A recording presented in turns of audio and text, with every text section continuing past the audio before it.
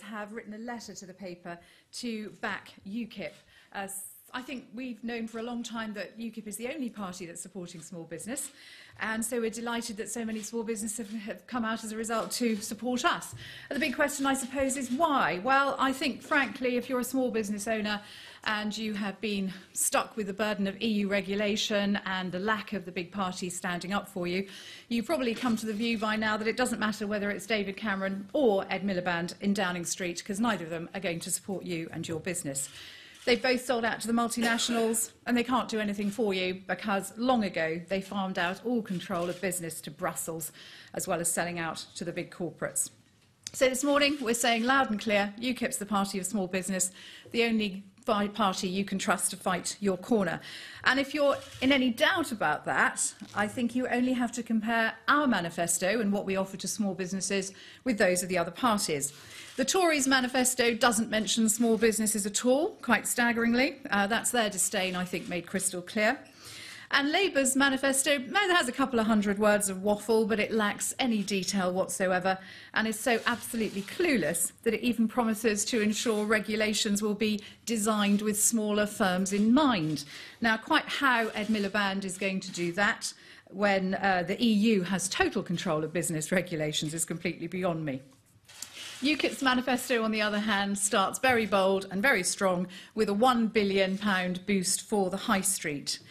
By extending the small business rate relief to properties with a rateable value of up to £50,000 a year, we're offering what's effectively a dramatic tax cut for up to 90% of all business properties. That's over 1.5 million in total. A big break for small businesses, a significant tax cut on business rates, which are a disproportionately high fixed cost.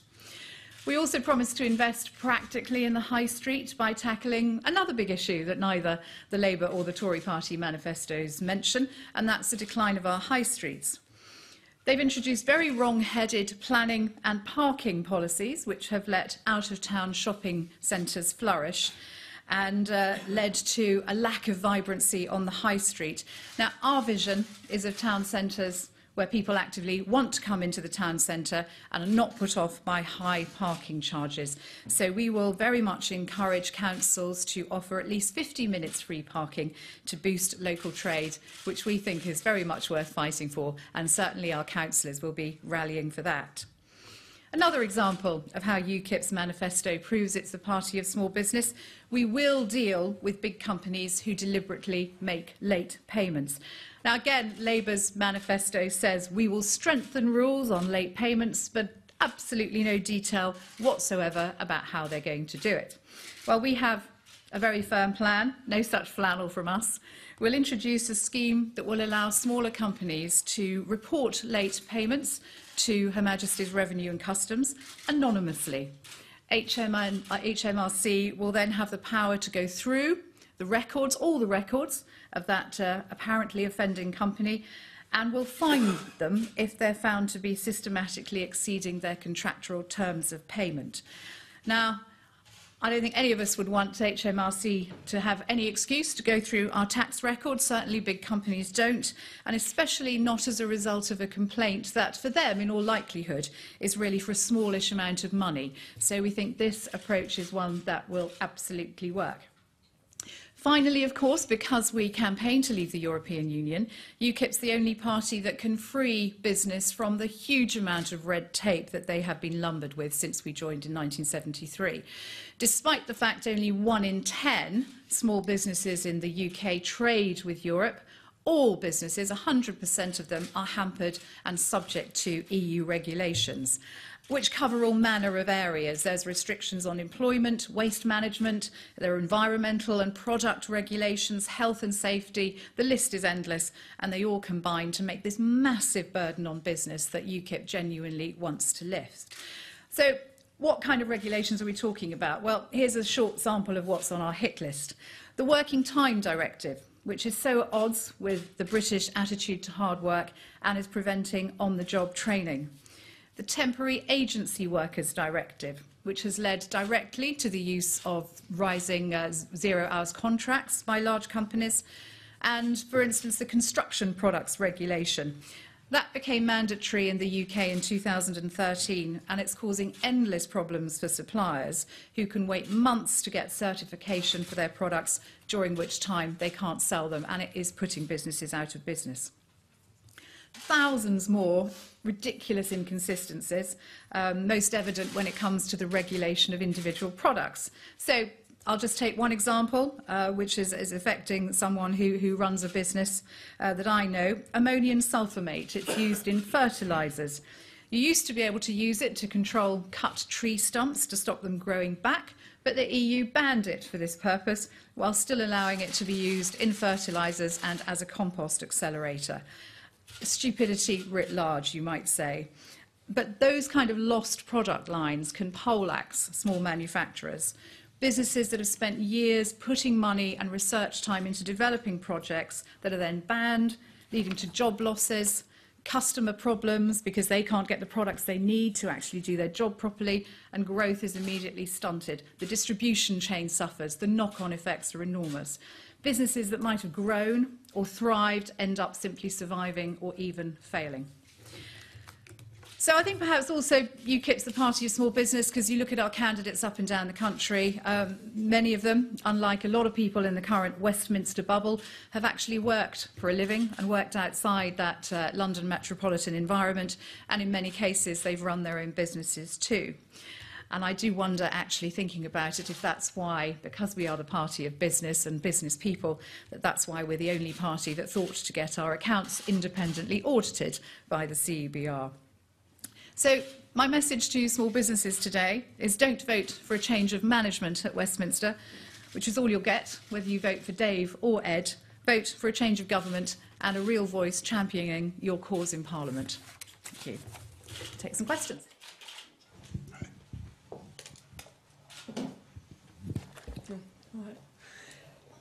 Ellie Price from the BBC Daily Politics programme. The UN today said that up to 800 migrants had died in the recent tragedy in the Med.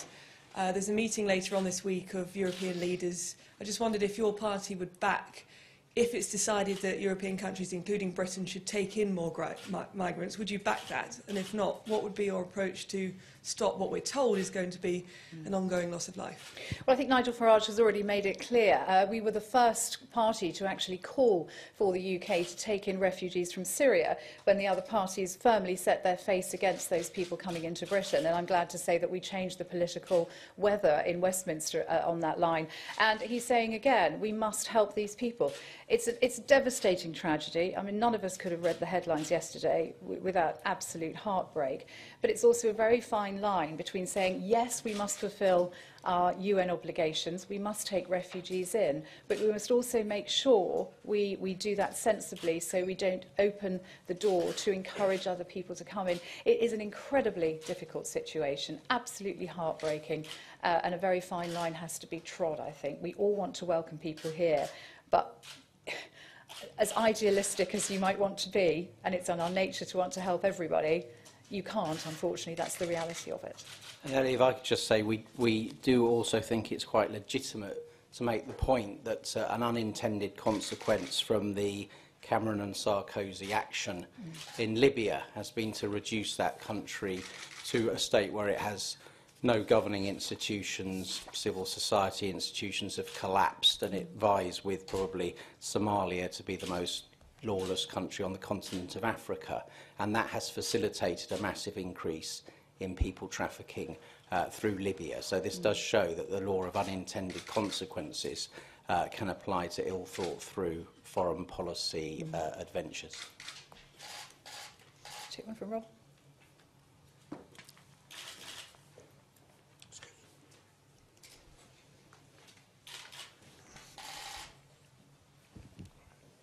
Thanks. Robin Brandt, BBC News. Do you think the Prime Minister has blood on his hands over the events we're seeing in and around Sicily at the moment? And you mentioned the UK needing to be sensible and not wanting to encourage more people to come. How many refugees, be they from Libya or be they from Syria, would be too many, from your point of view, would open the floodgates, and it appears to be what you're inferring? Well, I think that's obviously a phrase you've chosen to use, and I think it's only fair to point out that we can see post the Libyan misguided intervention, that there's been an extremely bad outcome. But to be fair, we don't know what the outcome would have been without that intervention. In terms of how many, we think that Britain is not an obvious primary location for refugees from Africa, and would be quite unusual for us to be the first safe country. But nonetheless, you know, we should play our role in what should probably be a global response rather than a European one. Nigel said a couple of thousand yesterday in Rochester last night. Do you think that's too many, not enough? I think we've got to be talking thousands rather than tens of thousands, certainly. Yeah.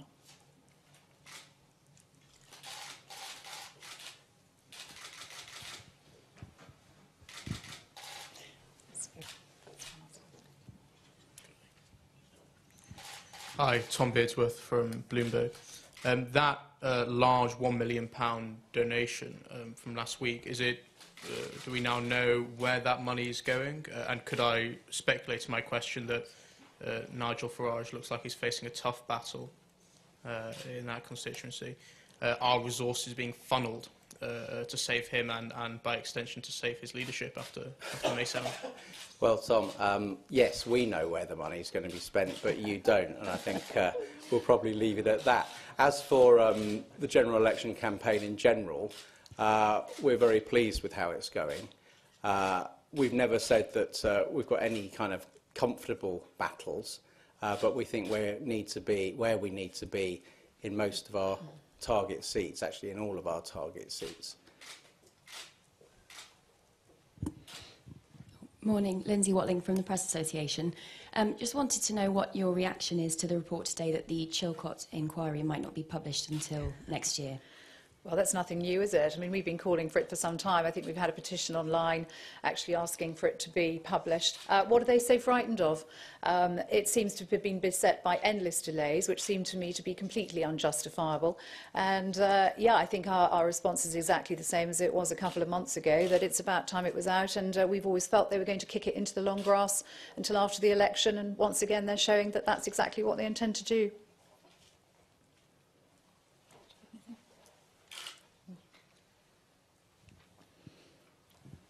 Right, thank you ever so much. Very question. You talked about 50 minutes for parking in the high street. Your manifesto mentions 30 minutes at least. It was 30. Where's the extra 20 minutes come from? Sorry, if I said 50, Robin, I'm very sorry. I misspoke. It's 30. Okay, It must have just been my teeth this morning. Okay, thank you. Thank you. Mason Hall from Daily Express. I was just going to ask what you made of the intervention of Sir John Major into the election campaign today, and do you agree with the points that we expect him to make about Scotland and the Union? Yeah, well, the thing about the SNP issue is that the leaders of all the other three major parties have signed a vow to continue the Barnett formula. None of them are guaranteeing English votes for English laws at every stage of the legislative process. So only UKIP will stand up for the interests of English and indeed Welsh voters in the House of Commons after the election. I think it's quite interesting too that David Cameron, you know, last week was channeling Margaret Thatcher with sort of half-baked revivals of things like right to buy or share sell-offs. And this week it's John Major, who, let's not forget, presided over the chaos, the economic chaos of the ERM experiment. And, you know, some observers are saying that the Conservative campaign is in a lot of trouble. And if that's the case, then perhaps the fundamental problem at the heart of their operation is that they have a leader who doesn't actually really know what, to use that quote, his irreducible core is. What are his values? What does he stand for? I think it's much easier to tell what our leader, what Nigel Farage stands for, and what our party does. You only have to read their manifestos. As I said, there is nothing concrete there. It's all waffle, it's all airy-fairy promises. You know, when I was writing ours, I was trying to make sure that I had no sentences like, for instance, oh, we will support cycling, without any definition. You've got to have sort of smart goals, I think, when you write a manifesto, something that the electorate can hold you to account on. And I don't see any of that, I'm afraid, in either Tory or Labour manifestos. It's all too woolly. Right. Thank you very much. We've work to do.